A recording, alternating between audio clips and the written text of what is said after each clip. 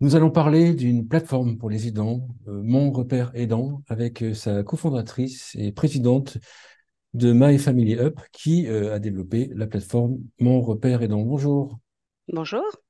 Peut-être vous présenter, parce que je pense que le parcours est intéressant, et après présenter l'application de manière générale. Oui, tout à fait. Je suis Marie-Françoise Bertrand. Je suis la présidente et la fondatrice de My Family Up. My Family Up est une start-up toulousaine qui est pionnière dans la dématérialisation de la psychologie. Ça fait 8 ans Mon Repère maintenant. Aidant, c'est une plateforme. Alors, c'est tout à fait, c'est une application qui peut se télécharger. Donc, c'est une web app qui se télécharge et qui est toute récente. C'est notre dernier produit issu de nos innovations. My Family Up, donc, a pour ambition d'assister et d'accompagner les aidants de personnes âgées. Alors là, les gens vont dire, mais il y a déjà plein d'applications. Quelle est la spécificité? Ah, très certainement, oui. Il y a, la première que tout le monde connaît, c'est Ma boussole aidant, Ouais, ouais. qui est la plus connue. Alors pourquoi? Quelle est la spécificité? Je vais peut-être remonter à l'origine du projet et vous expliquer pourquoi nous avons créé Mon repère aidant. En 2021, après la Covid, nous avons lancé une grande enquête nationale pour recueillir l'ensemble des besoins des aidants de personnes âgées. Après le confinement, les aidants nous ont déclaré s'être sentis extrêmement seuls et pas suffisamment soutenus. Et en même temps, ils ont eu un nouvel usage du numérique qui les a un peu rassurés.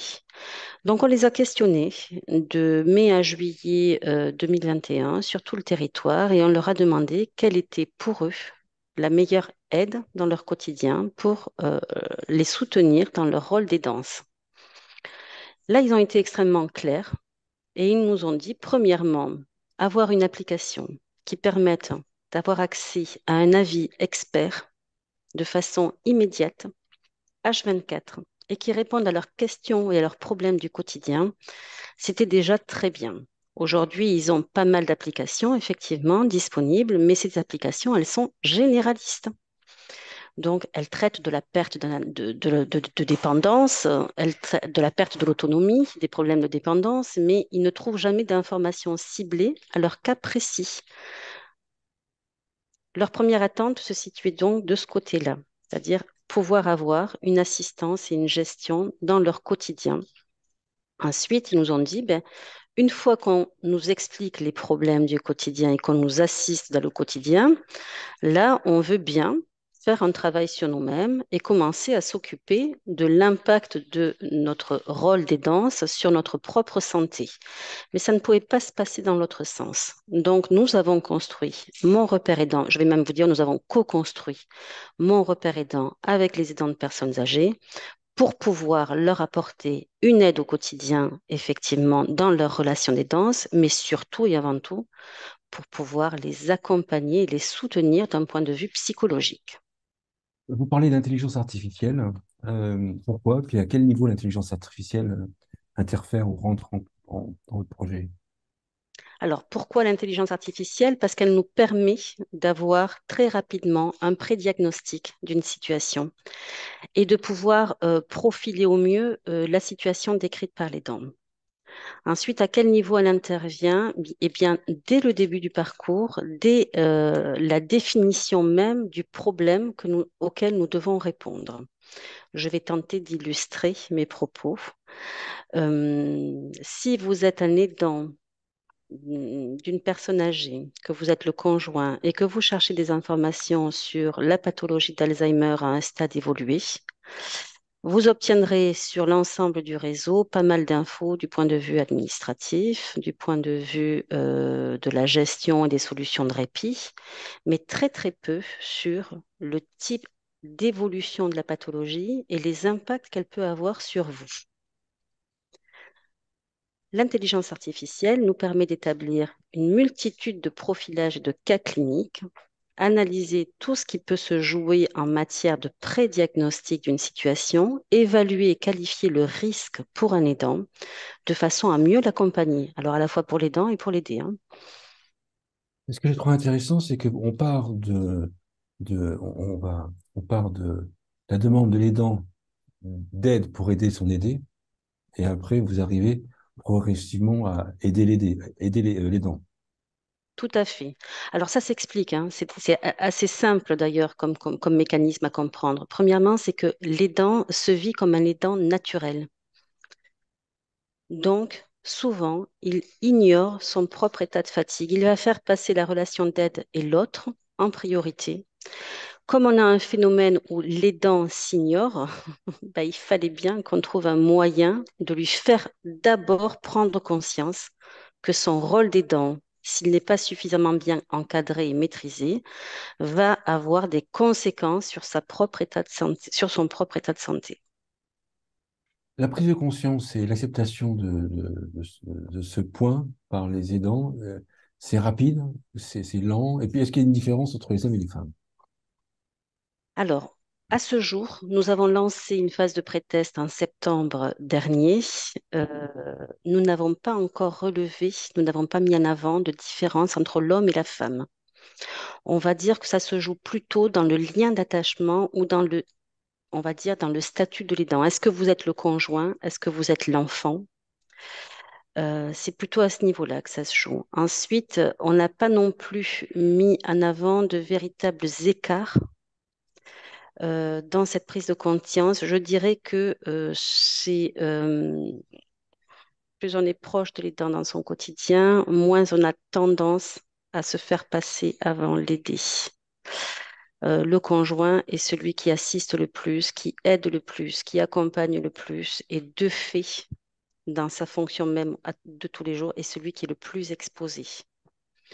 Euh, Ensuite, l'enfant, on va dire, l'enfant ou les autres aidants un peu plus indirects, eux ont une prise de recul qui va se faire naturellement puisque la moyenne de kilomètres entre un enfant et son parent âgé, je crois, se situe autour des 200 kilomètres.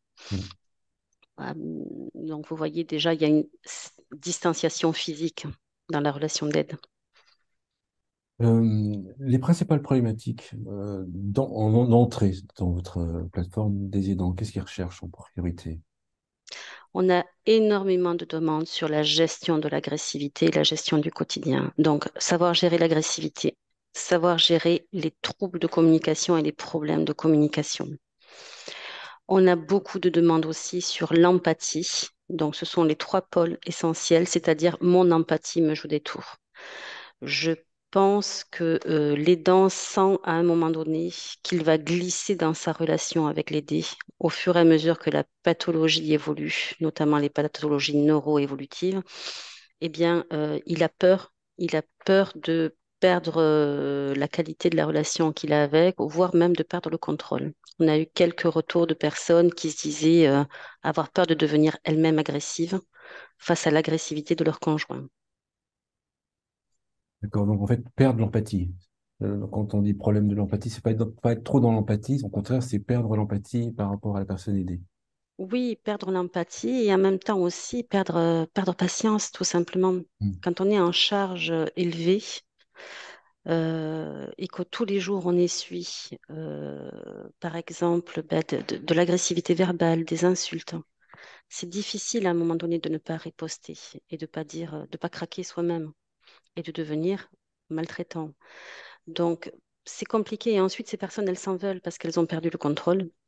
Et elle nous demande est-ce qu'il existe des méthodes? Est-ce qu'on peut faire quelque chose? Est-ce que je suis condamnée dorénavant? Est-ce qu'on est condamné à fonctionner comme ça? Avec moi qui perds un petit peu les pédales de temps en temps et l'autre qui systématiquement va insulter, crier, hurler. Hum, Voilà, donc on est face à ce genre de demande. Au fur et à Il y a mesure aussi qu'ils sont dans l'application, dans la plateforme et que ils ont pris conscience de la situation, puis dans le rôle d'aidant, etc., quelles sont leurs attentes à partir de ces moments-là? Alors, on voit qu'il y a des attentes au niveau de l'amélioration de leur propre savoir sur la pathologie et aussi de leur bien-être.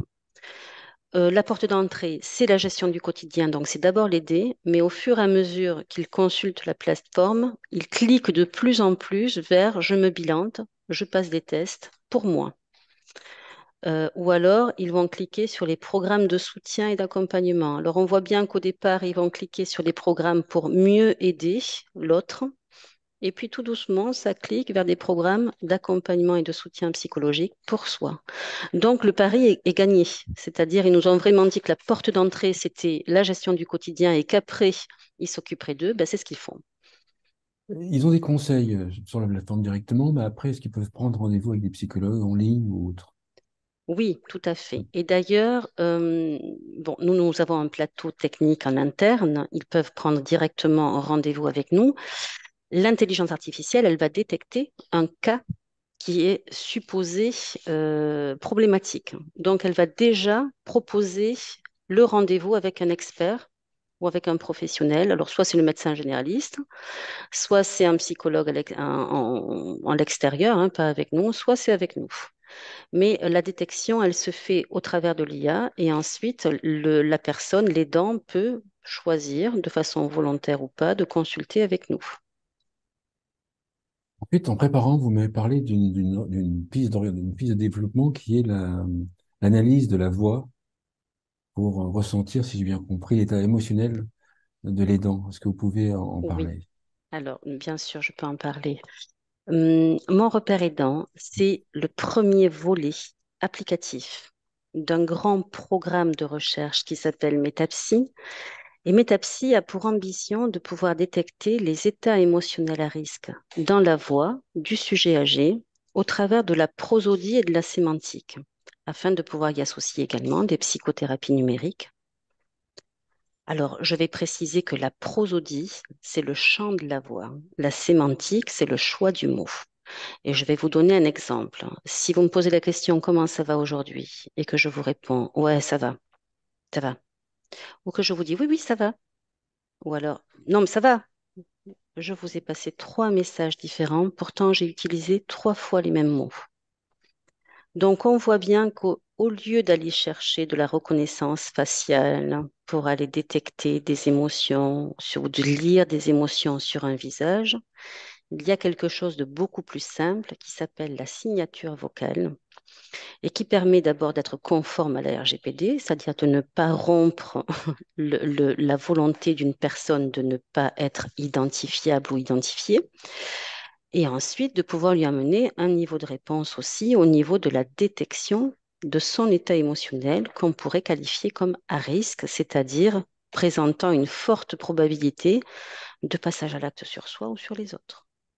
Parce que ceux qui nous écoutent, je pense, ont deviné, c'est-à-dire qu'en fait, je suis aidant, je vais sur votre plateforme, je demande des renseignements sur le contenu, enfin sur comment aider la personne aidée, et donc ça se passe par échange vocal, et en même moment, vous analysez ma voix pour Oui, en tirer des conclusions sur mon propre état émotionnel. C'est ça qui bien, est, je trouve, bien hyper sûr. intéressant. Bien Et sûr, pardon, je vous coupe, hein. Bien sûr, parce que la principale difficulté chez les dents, c'est que les dents s'ignorent dans son état de fatigue. Il n'a pas conscience de son propre état d'épuisement. Il est tellement occupé, cet aidant, à porter assistance à son aidé, qu'il en oublie bien souvent de se prendre en charge lui-même en termes de santé physique et mentale. Donc, il nous fallait, ça sert à rien de demander à un aidant comment ça va. Il va vous répondre, ça va. Moi, ça va, je tiens. Donc, vous en faites quoi de moi, ça va, je tiens? C'est pas une information fiable ou suffisamment fiable pour pouvoir lui dire, attention, là, face à la situation que vous me décrivez, encore une fois, vous vivez une situation difficile, vous êtes en situation de fragilité, et donc, on va détecter à ce moment précis que ça peut présenter un risque pour la santé de la personne. donc, c'est-à-dire qu'en fait, vous analysez le son de ma voix pour voir l'état émotionnel dans lequel je suis, pendant que je suis en train de chercher de l'information sur un autre sujet, enfin sur le même sujet, mais sur les dents, sur les dés. Ensuite, est-ce que l'application va me proposer après, ce que vous me proposez comme réponse va dépendre également de l'état émotionnel que vous avez détecté chez moi? Alors oui, c'est l'objectif, tout à fait. C'est pas mal, hein? C'est-à-dire que, c'est-à-dire que si vous êtes vraiment en zone rouge, on va penser à un programme de soutien qui correspond à votre zone rouge et non pas vous délivrer une info généraliste ou en vous disant, bon, ben voilà ce que font les autres. Ça n'aurait aucun intérêt. Donc, c'est bien l'objectif, effectivement. Également, dire que l'application, si j'étais trop étonné, vous m'avez montré en préparant la plateforme, vous avez beaucoup co-créé cette plateforme avec les aidants. Oui, tout à Ça s'est fait. Ils passé, ont ça s'est passé comment et qu'est-ce qui était co-créé avec les aidants? Alors, ça s'est passé dès la phase de recueil des besoins et des attentes. Lorsque nous avons interrogé un panel d'aidants sur tout le territoire national, on a demandé qui voulait intégrer les séances de travail pour nous aider à co-construire. On a eu un taux de participation très, très, très élevé et on les remercie tous. Euh, Ils ont été super. Alors, vous allez retrouver certains des aidants qui ont participé et collaboré dans la co-construction de Mon Repère Aidant sur notre plateforme, sur le site My Family Up. Dans l'onglet Mon Repère Aidant, vous découvrirez René, vous découvrirez tous les aidants qui ont participé, en tout cas un panel représentatif. Euh, on a fait des sessions de travail. Ils nous ont dit ce qu'ils voulaient d'abord, leurs attentes. Ils nous ont dit comment ils voulaient que ce soit mis en forme. Ils nous ont dit où étaient leurs difficultés avec le numérique. Ils nous ont dit si la réponse était acceptable ou pas. Ils nous ont dit même les mots qu'ils ne voulaient pas voir à l'intérieur de ce site. Ça a été très compliqué parce que certains refusaient même le mot de mort cellulaire. Donc, lorsqu'il faut parler de mort, ça devient compliqué. Mais ils nous ont expliqué tout cela. C'est-à-dire, ils voulaient de la joie, de la gaieté, de la couleur. Des mots courts, simples, pas de grands laïus. Ils veulent des choses appliquées à leur situation, mais facilement compréhensibles. Et enfin, ils nous ont même dit comment leur envoyer par mail et qu'ils souhaitaient imprimer tout cela. Donc, vous voyez, on a tout le processus. Ça va de l'IHM, des interfaces homme-machine qui sont pensées avec eux, jusqu'au contenu à l'intérieur de la restitution de la réponse, qu'est-ce qu'on doit écrire et comment on doit l'écrire, en passant par la conception du site en général, l'organisation du site. Au tout début, je disais qu'il y avait pas mal de plateformes, d'applications, de services proposés pour les aidants. Comment est-ce que vous allez faire ou comment est-ce que vous faites pour faire connaître votre plateforme? Alors, d'abord et avant tout, on va faire connaître au travers des programmes des réseaux sociaux. Donc, ça a très très bien fonctionné lorsqu'on a souhaité recruter un panel d'aidants et lorsqu'on a lancé notre phase et qu'on a sondé. Ensuite, ce qu'il faut savoir, c'est que la commercialisation de Mon Repère Aidant se fait en B2B, tout-ci. Donc, nous avons vocation à vendre le service auprès des mutuelles et des grandes institutions qui les mettront à disposition des aidants. D'ailleurs, toute la recherche Mon Repère Aidant a été soutenue par l'action sociale d'AG2R à la mondiale, Agir Carco. Donc, on essaie de penser dès le début de la conception de l'application, on essaie de penser et d'impliquer les personnes qui seront ensuite en charge de relayer l'information sur Mon Repère Aidant. Si je suis un dirigeant d'une mutuelle, quel est l'intérêt, quel intérêt ai-je à travailler, à proposer votre plateforme à mes aidants? Mais d'abord, de rendre un service qui n'est pas encore adressé. Donc, le D'accord. service qu'ils attendent, les aidants, c'est-à-dire pouvoir porter assistance à leur quotidien avec une méthode experte, professionnelle et qui soit relativement rapide, qui ne nécessite pas pour eux de se déplacer. C'est dans leur téléphone, ils sont tous équipés d'un téléphone. Donc, premièrement, c'est de rendre ce service. Ensuite, je pense que le deuxième grand avantage qu'ont ces organismes, c'est que en agissant sur de la prévention, ils vont automatiquement retrouver un intérêt majeur au niveau financier. Plus on est de taux, plus on aide et mieux on aide, moins cela va leur coûter cher dans la prise en charge des seniors. Or, vous savez que l'entrée en grande dépendance, le pic de la dépendance, il arrive, il est prévu pour 2025 et que déjà beaucoup de grands acteurs se posent la question de comment ils vont pouvoir financer tout ça. Une conclusion ou un point que vous voulez rajouter? En conclusion, oui, j'aimerais déjà d'abord et avant tout remercier tous les aidants qui nous ont aidés à construire Mon Repère Aidant, mais aussi des partenaires, parce que nous avons eu des partenaires de qualité et de renom, tels que les Gérontopoles, tels que le CNRS, tels que l'IRIT. Tout le monde nous a accompagnés dans la création de cette appli. Alors, je pense que tout le monde a bien conscience maintenant que soutenir les aidants de personnes âgées, c'est un enjeu sociétal majeur. Ensuite, j'aimerais conclure sur une position. Nous militons, nous, pour qu'il y ait une véritable reconnaissance de la pathologie qui va s'exercer, enfin on va dire de la spécificité du lien entre l'aidant et l'aidé et des pathologies qui vont en découler. En France, on ne prend pas suffisamment en compte le fait que la dépression des seniors est un vrai problème et coûte cher. Alors, on ne le prend pas suffisamment en compte parce que d'abord, on ne forme pas suffisamment le corps médical et les psychologues à savoir bien détecter une dépression chez le sujet âgé. C'est ce qui explique qu'on ait des statistiques aussi dramatiques telles que le taux de suicide réussi en France est le plus élevé de toute l'Europe et le fait que tous ces suicides réussis aient tous comme point commun d'avoir consulté leur médecin généraliste une semaine avant. Donc, en France, on n'est pas déprimé, on est vieux. Et quand vous avez 65 ans, on vous répond, mais vous êtes vieux, c'est normal, ne vous plaignez pas, vous êtes vieux. Il va falloir que les mentalités changent un peu parce qu'il n'y a rien de plus spécifique qu'une dépression chez le sujet âgé. Et lorsqu'elle est mal accompagnée, elle a des retentissements dans la relation des danses sur son aidé. Merci Marie-Françoise Bertrand. Je rappelle que vous êtes cofondatrice et présidente de My Family Hub qui a développé la plateforme Mon Repère Aidant.